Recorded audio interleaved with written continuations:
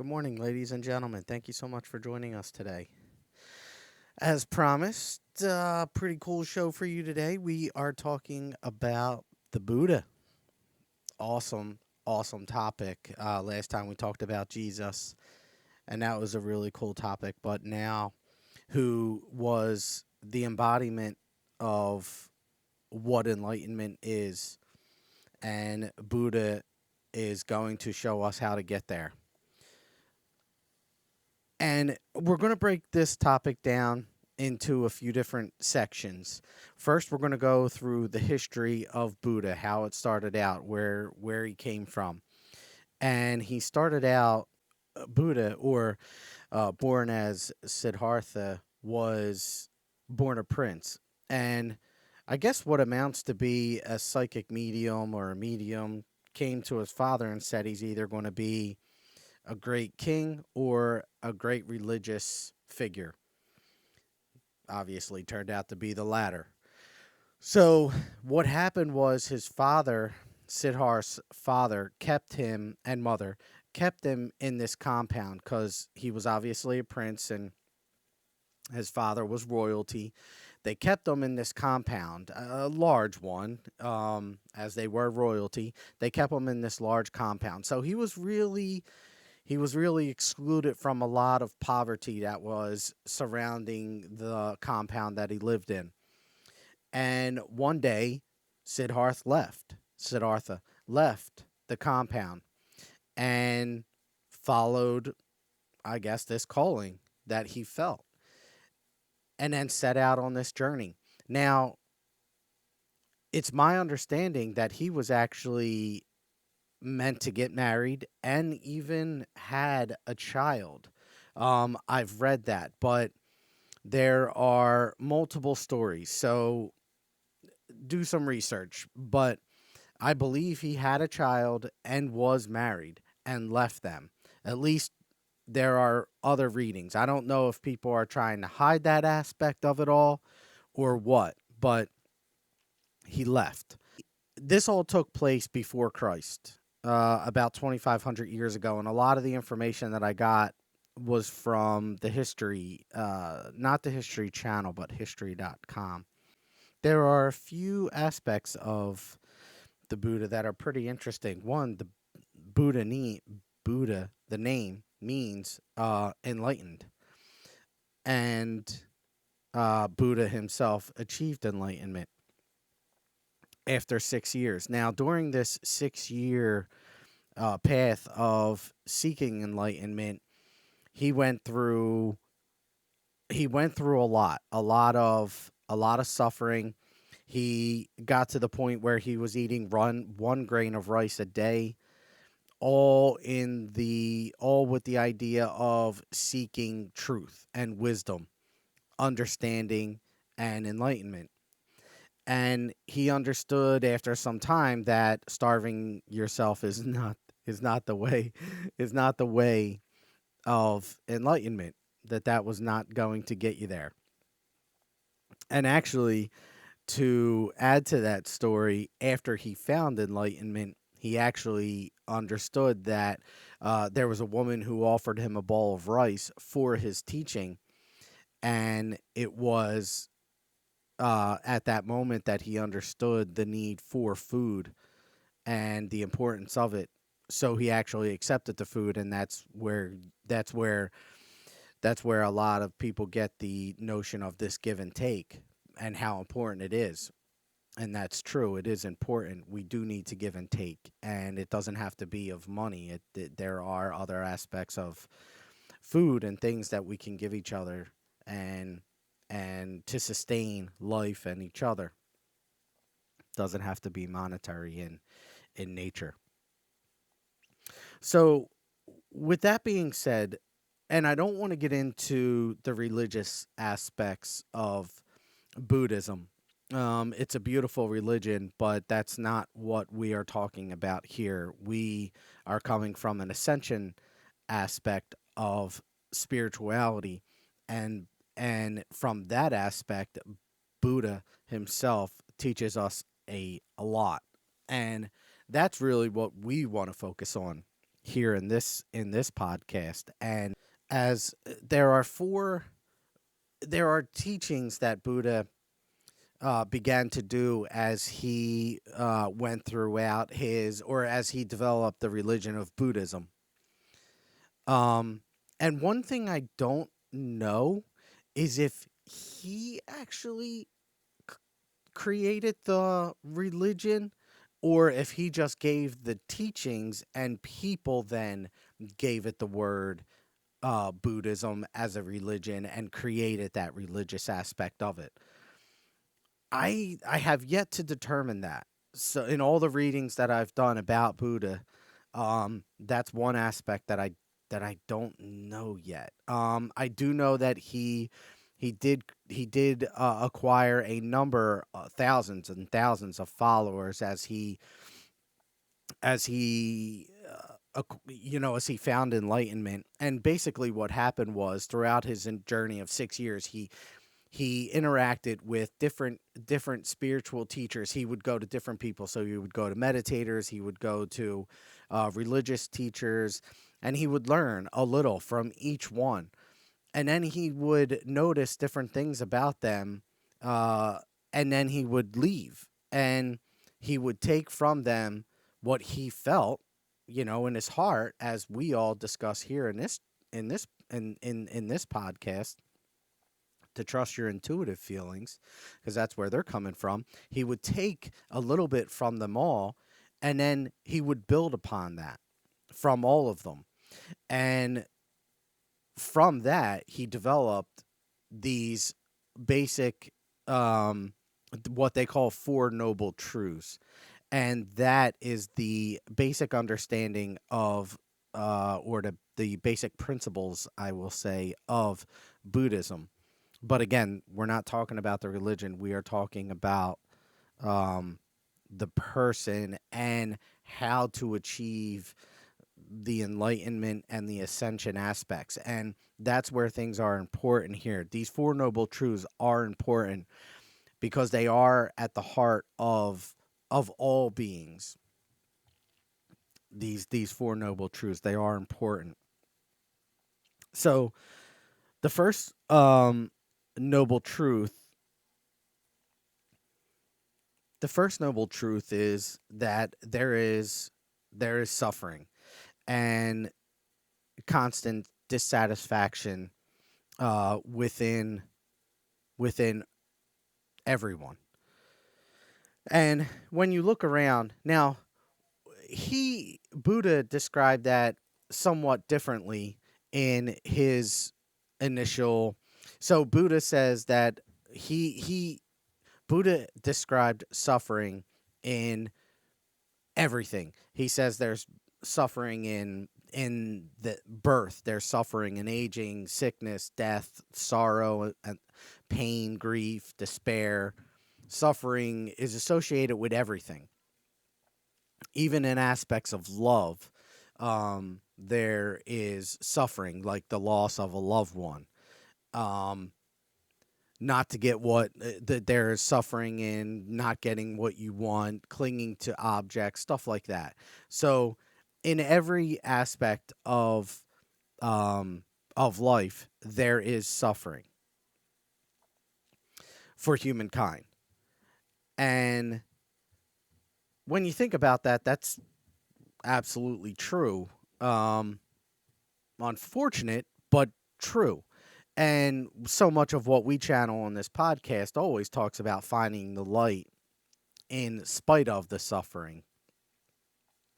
And it's all about your perspective, right? Obviously, the 12 universal laws.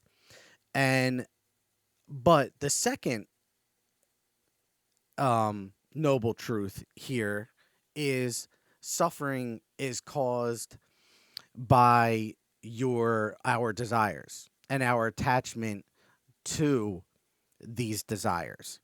So if there is suffering in everything, then um what what actually causes that suffer is our attachment to it. So think about it. There suffering in love. All right, if we are attached to somebody and then we lose them, we suffer because we feel like we did lose them. And depending on our perspective, we lost them in the physical form, but in the spiritual sense, they're still with us, and we still receive their energetic form routinely. But what Buddha is saying is, in the physical form, so many of us today are attached to that physical form, and we can't get past that, and that causes suffering. Here's another example. We suffer because people don't act the way that we want them to act. So we have attachments to how people act. And here's a case in point. We had that one woman who was in the park with her dog who didn't have her dog on a leash, and a gentleman approached her, and then she called the cops and started to bring race into it and said, "Oh, there was a black man that was um, harassing me or threatening my life in the park." Well, both parties there were attaching attaching to desires. The gentleman who was attaching his desire of, hey, you should have your dog on a leash because that's what this park dictates or mandates. So he had an attachment to the desire of having that dog on a leash. Now, was the dog bothering anybody? I mean, not that we know of, not that has come out, no. And then the woman had an attachment to the desire of him minding his own business or not being recorded. There were multiple aspects of her that she was attached to, and but because both of them were attached to desires that were not of themselves, but actually attached to the direct actions of somebody else, they suffered, and this suffering caused hurt and pain in both parties, in both aspects of these individuals. The woman ended up losing her job because she was bringing race into it, which was so unfortunate that she did that. And but in and so unfortunate that the guy, didn't mind his own business, and so unfortunate that she didn't follow the rules. Um, but but either way, the point is that there was suffering because people were attached to the outcomes or to the actions of other people, and they suffered because people weren't abiding by these actions that they had attachments to. So do you understand the point here? Now, what I would encourage you to do is to look within. What are you attached to? Are you attached to Do you have attachments to food? Do you have attachments to I do. I have attachments to sugar. I love sweets. I do. I love them. Um do you have attachments to drugs or alcohol, or um do you have attachments to how people behave? Politics are another one that are so huge. When you look at political figures, people, these political figures are it's like looking into the playground of a 5th grade class. These All they do is talk about each other. They Oh, this one did that. This one did this. Oh, well, I'm going to do this to get over on that one. And we get sucked into this. And it's unfortunate because we look at their age and we think, oh, it's okay because they're, 50 and 60 years old, when in reality, we need to step back and look at, okay, their age might indicate that we might think they're of a certain level of maturity, but in reality, are they? Their actions are indicating something much different, and we are all attaching to they're wrong because they don't think the way that I think, and they're wrong because or we're wrong because we don't think the way that they think. And there is definitely suffering there. And that is so unfortunate. But in all of this, we go back to the first lesson of Buddha, and that the first of four of the noble truth, and that there is always suffering. There's always suffering. And what we need to take from that is that you're not going to change it. You are not going to change somebody else. And we cannot focus on changing somebody else. What we need to begin to focus on is changing yourself and only yourself. And when we can begin to draw within, then you're going to begin to find peace. And this brings us to noble truth number 3. I'm sorry, I'm holding up 4 and I'm saying 3. And the noble truth number 3 tells us that we can transcend these sufferings by removing the desires and letting go. So if the desires, if there's always suffering and dissatisfaction, and suffering and dissatisfaction are caused by our attachments to desires, then we must let them go in order to no longer suffer. Let go of the need to attempt to control, or let go of the need to have somebody believe what we believe, or let go of the need to here's a really good one. Let go of the need to feel like you need to be at a certain point. So here's one that I get a lot. So as we are ascending, as all the listeners of this podcast are, and all souls are trying to, as we are ascending, we are trying to attain a certain level of enlightenment, right? We're all trying to attain that. Well, what we need to be cognizant of during that time is how much are we attached to that desire of enlightenment? Is that attachment to that desire causing suffering within us? Are we becoming not narcissistic, but condescending towards others?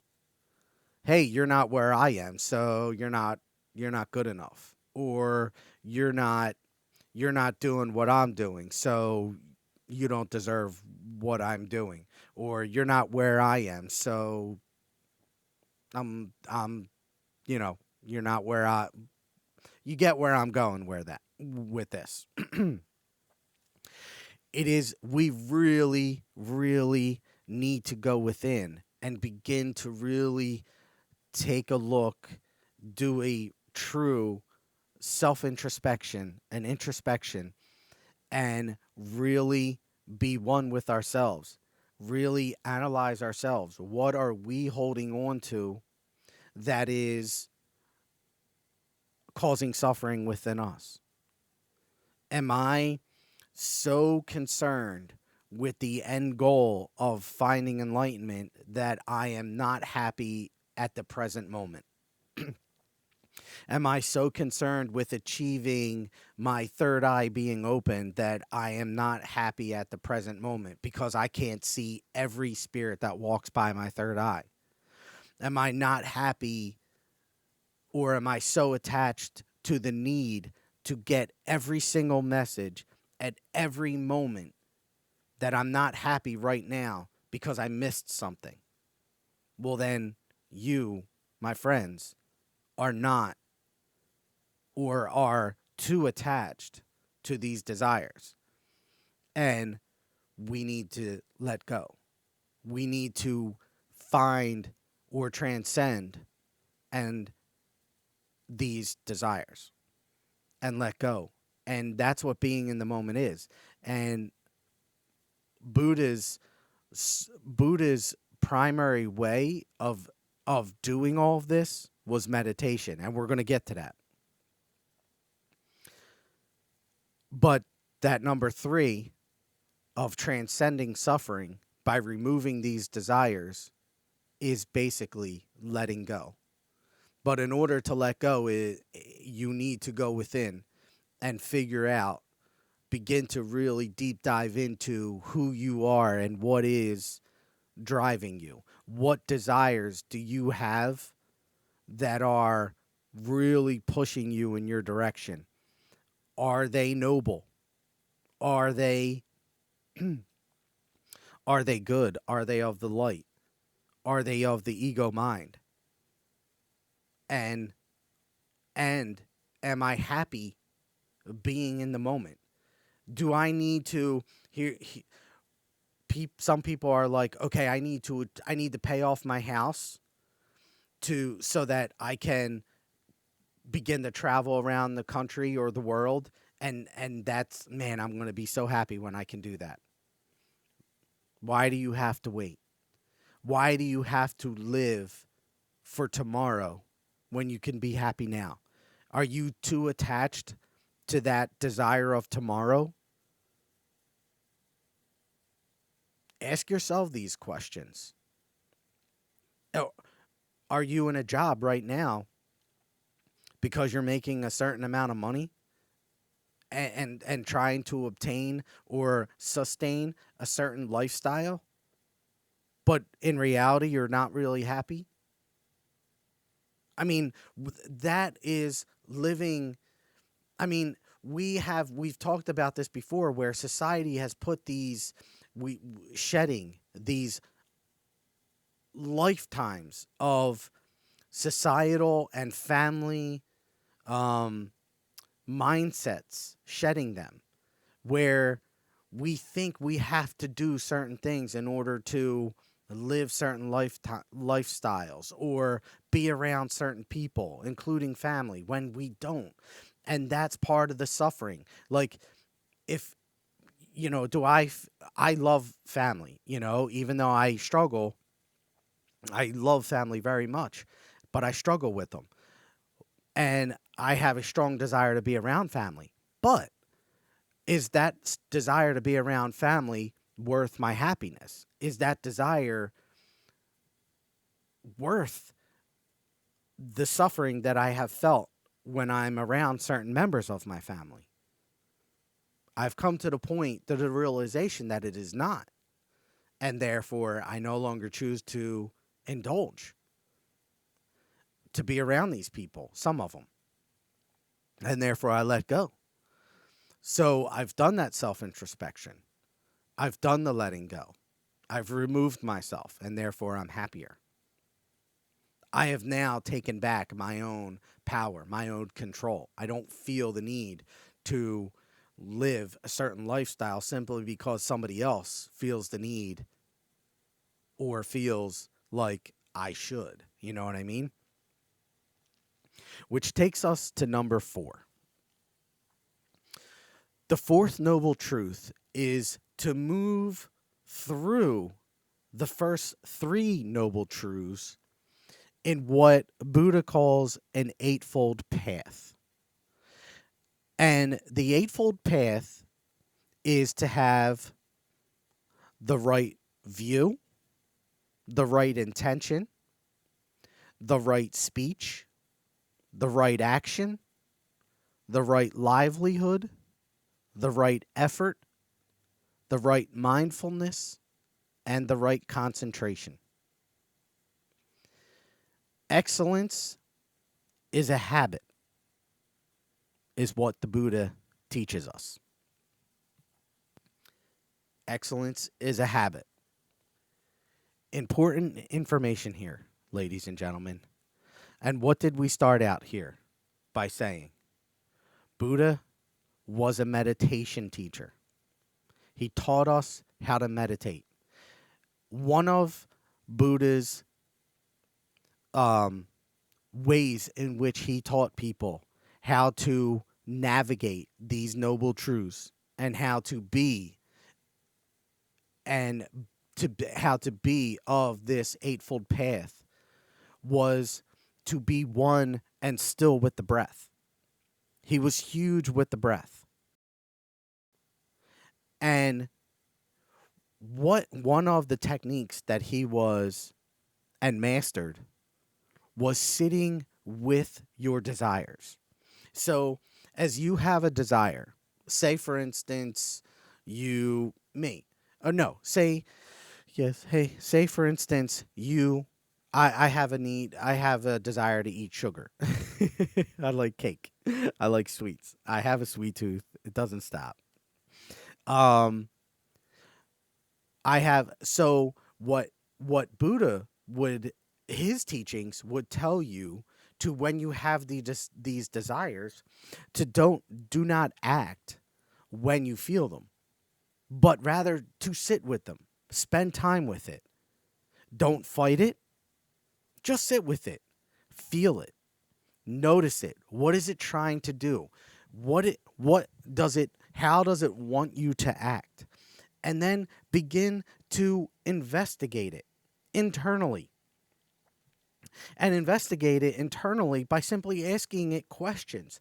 Okay, noticing the energy that's moving within your body and trying to actually really not trying to do anything, just letting it be, allowing that energy to run its course and not actually allowing that energy to move you. So powerful. So if you have a desire to um let's just say open up your third eye,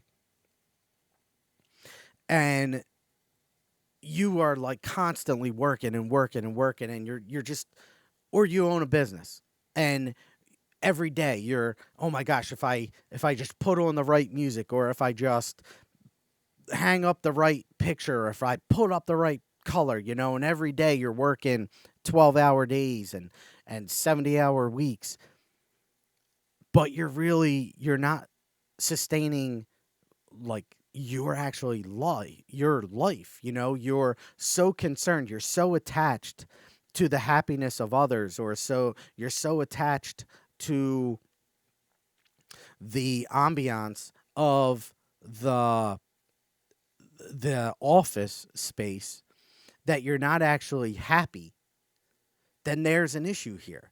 There's something that needs to be addressed internally, because number one always tells us there's always suffering. Something is always suffering.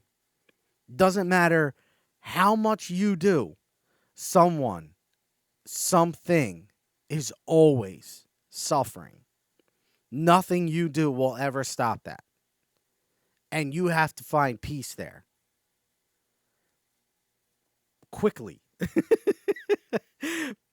Because so many of us want to save the world. We want to bring peace to it. And that is a beautiful concept.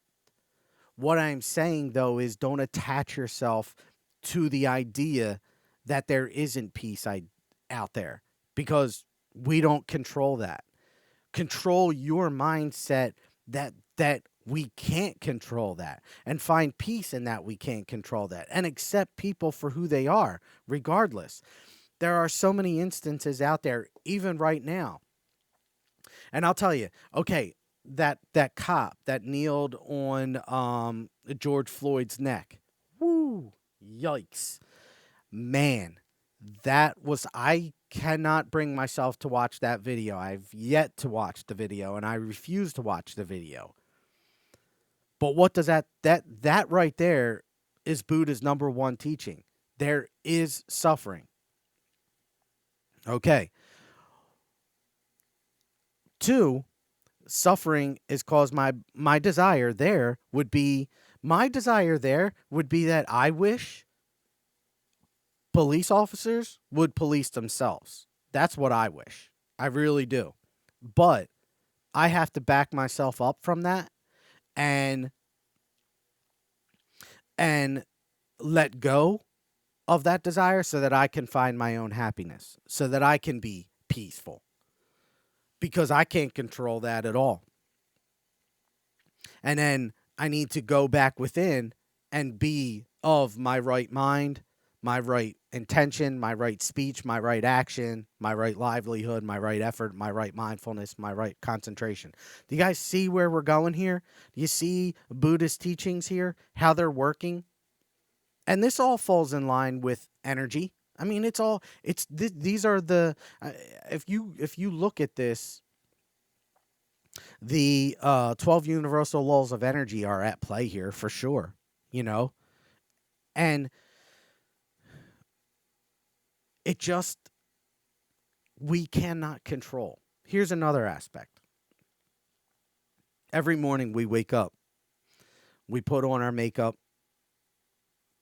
and we put on our clothes with a certain style. What are we trying to accomplish there? With the style, with the makeup, with the hairdo. I gel my hair, I put on cologne, I'll wear particular clothes, I'll wear particular brands. But what am I attempting there? Am I attached to the desire of other people thinking I look good? I want to look good, but do I want to look good for other people, or is there another reason? What's going on there? Yeah, it's something I need to deep dive into. And again, it's just more of the going within and shedding of these different aspects of ourselves as we go along. And the Buddha helps with all of this. Again, the Buddha is showing us how to get there. And the meditation is how he did this.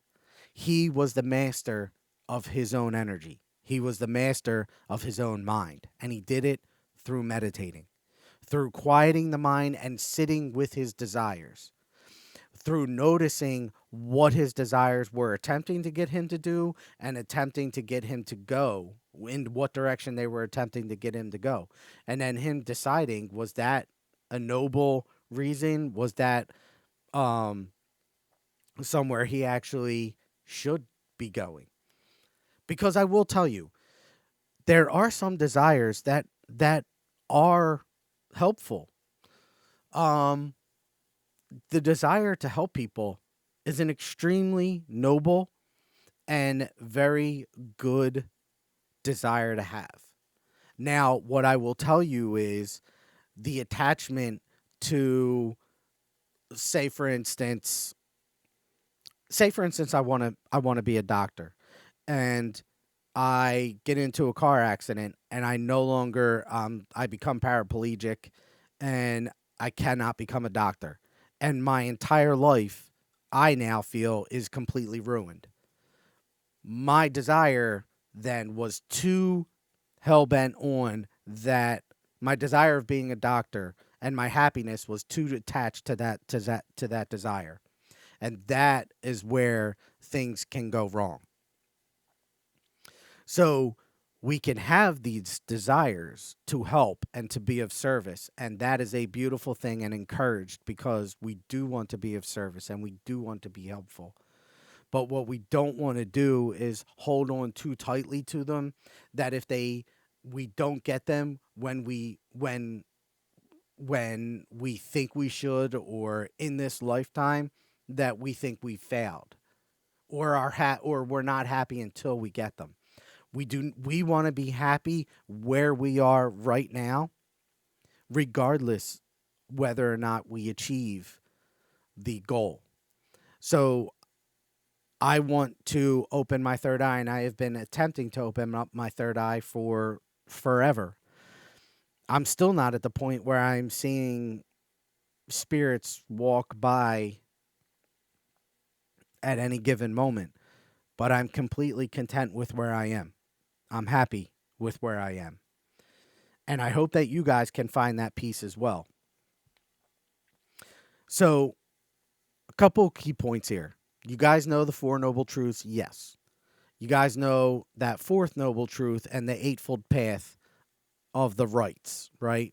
The view, intention, speech, livelihood, action, effort, mindfulness, concentration, right? Extremely important. How to achieve them, though, is really the most important thing.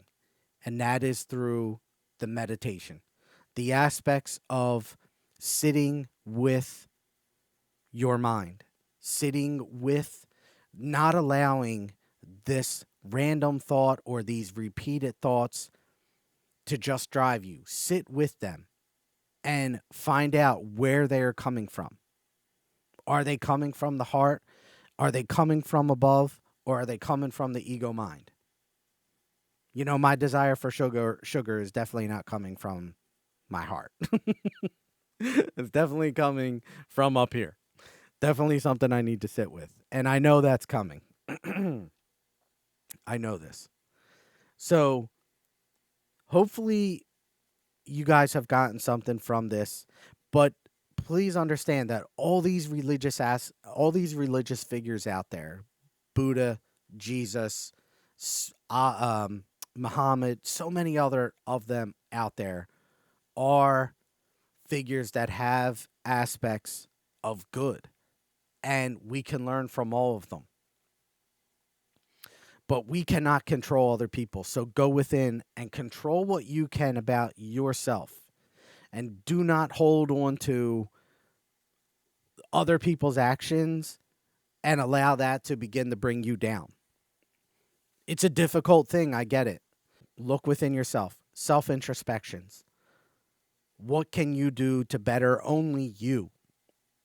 What can you do about your own mind to raise your vibrations? To be the best version of yourself and only you.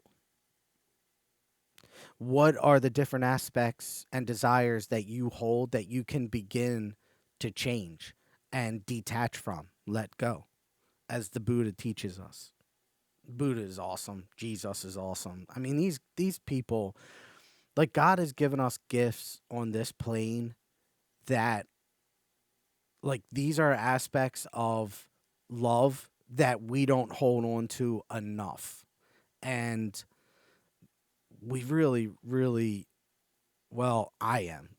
I'm going to. Hopefully you guys do too. But I'm going to let go of what you guys do, and I'm going to, as the Buddha teaches us, and I'm going to try to, hold on to what what they teach us, and really hold on to that truthfully. Because their teachings are so beautiful, and I do appreciate them so much. With that, I will take a few moments and channel for you guys, and I appreciate the allowance of and your not participation, but the your presence here today. Thank you. Okay, I can hear them now. Enoch's there.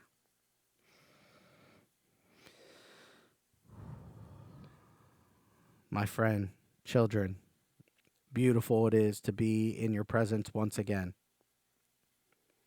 We are present with you here today. Enoch speaking. Buddha, my children, is a blessed being, ascendant master, that is actually with us here. Buddha speaking. Yes, Buddha speaking. My children, I am with you all, overlooking this realm, assisting many of you that aren't even aware with the opportunities of presence, of mind, often, to assist with the presence of mind that you are all attempting to acquire. Please understand that peace is required during these peace of mind acquisitional times. It is no longer needed to be frustrated when the mind leaves the center point of focus. It is a matter of peace that we encourage all, for we notice the mind leave the center, and we encourage this to be okay, for it is time and practice that is required for the mind to be one with noticement. This is an aspect of my teachings, my children. Your mind is one that needs to be taught, if you will, trained, if you will.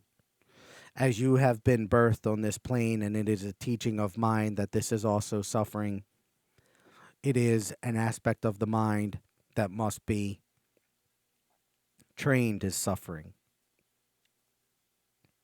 As you begin to work with the mind, you begin to understand its inner workings, its desire to take you away from your focus, from your center. It is this desire of the mind that causes the suffering, the frustration that you feel from the desire to detach from the focal point, center. This, my friends, we encourage you to no longer feel. Detach from the frustration. Let go. Be one with the release from center. But then return to your center, to your focal point. For we are one with this center, my friends, my children. Please understand that this is where we reside, in the heart space center. But there is no need for you, my children, to feel the frustrations of the mind and the desires to control it. Let go of the desire, of the frustration, and find peace in the simple act of returning to its focal point. For we are here. And as the result of time and training, you will begin to notice the better off you will be, the more peace you will find. And this is an aspect of my teachings, my friends, my children. Be at one and peace with your mind. There is no separation, my children, between the mind and the human body. What there is, though, is great understanding that is needed on how it works. And this is what we encourage when we say to sit with it, to notice its movements, to flow not with it, but to notice its movements, and then return it back to where it is centered, where our presence lies.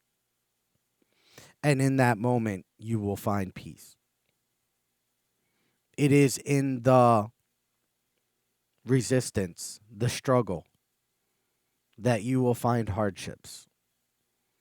It is in the desire to control the mind that you will find misleadings. You do not control the mind, my children, necessarily.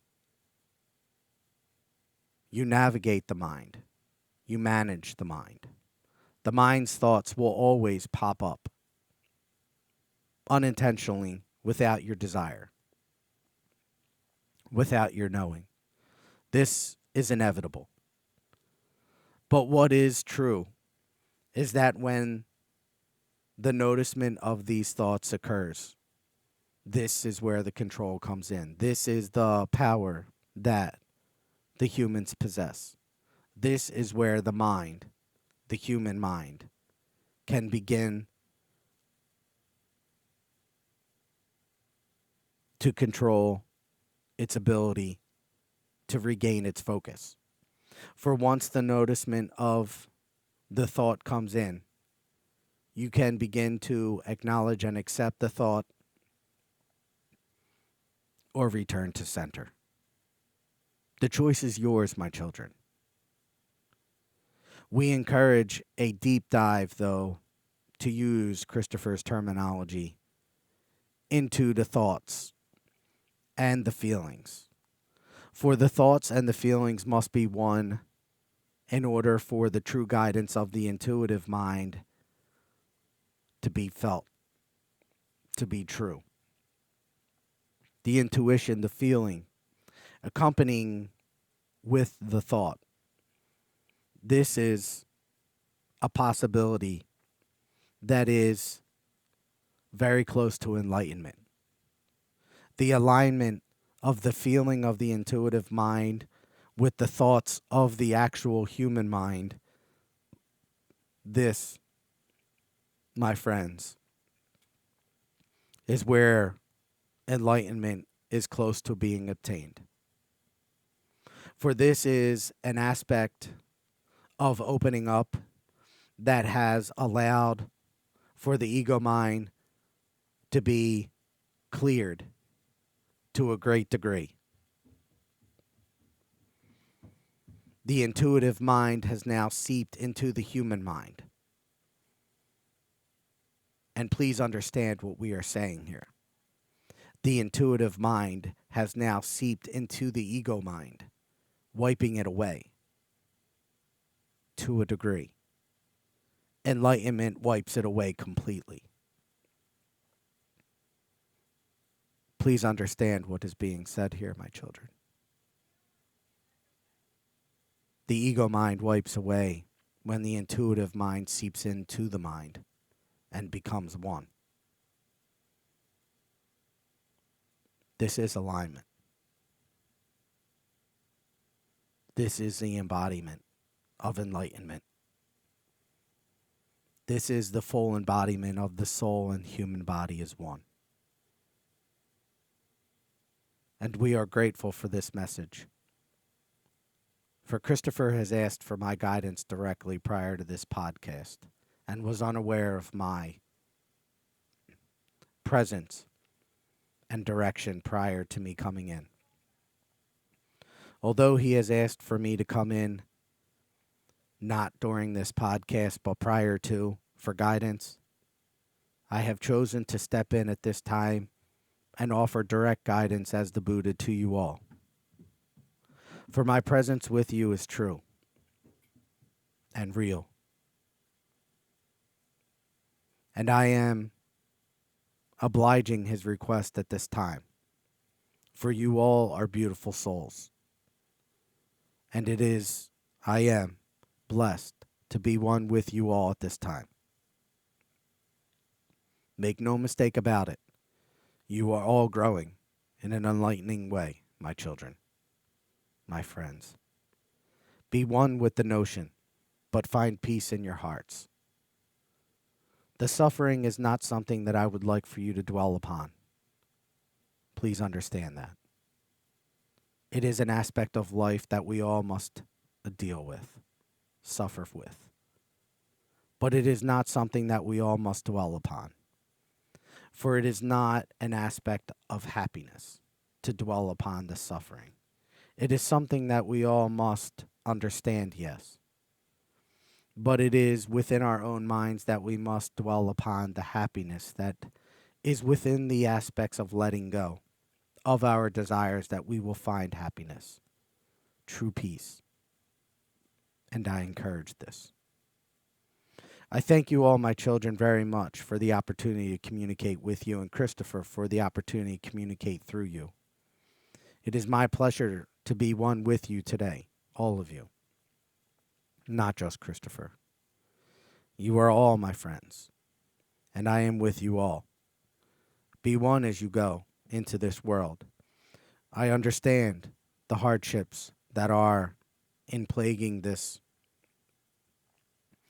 dimensional realm at this time, but understand that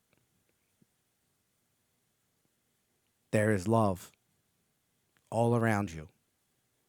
Hard to see, yes, but close your eyes and feel the aspects of love that are present all over. They are there. I promise you. This is fact. We love you all very much and are grateful for your attendance here today, as Enoch states. Thank you. Always. Go in peace and love, and be one with your mind. Be in awareness of your mind. I love you.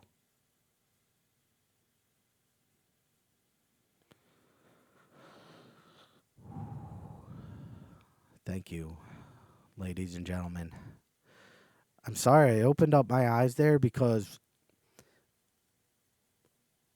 I felt like I was in another world. I really felt like I was floating. Thank you, Buddha. Before I came into this podcast, I was meditating and I asked Buddha to help me prep for this podcast. I was so excited for it. I really had no idea he was coming in. And thank you so much for doing that. And Enoch, thank you for allowing him to too as well. I appreciate that. Wow. Wow. Thank you guys. Hopefully you guys get something out of that as much as I did, because that was amazing. And the feelings that I was getting while he was in there, I did not feel like I was in this. I had to open up my eyes because I did not feel like I was on this planet. I really feel like I was flying somewhere. It was amazing. Anyway, thank you so much. Enjoy your day. Talk to you guys soon. Thank you.